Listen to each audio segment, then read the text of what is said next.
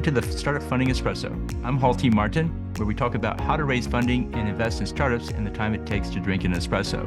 If you have a question about startup funding or investing, please go to the website, startupfundingespresso.com, and type in your question into the chat bot in the lower right corner to receive an answer. I hope you enjoy this episode.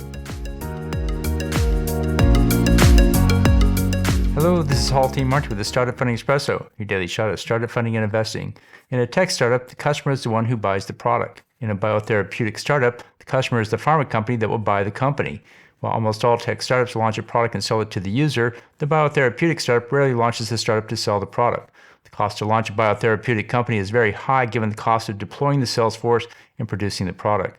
The biotherapeutic startup spends their time identifying the right pharma company. This includes a review of their product line, intellectual property portfolio, and position in their sector. The CEO of the biotherapeutic spends time with the potential acquirers of the startup to learn more about their priorities. The CEO looks for a candidate pharma company that does not already have the same IP as the startup.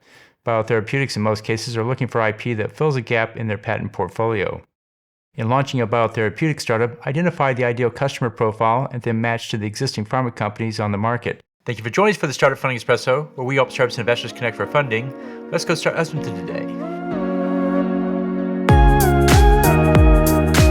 Hall T. Martin is the director of Investor Connect, which is a 501c3 nonprofit dedicated to the education of investors for early stage funding.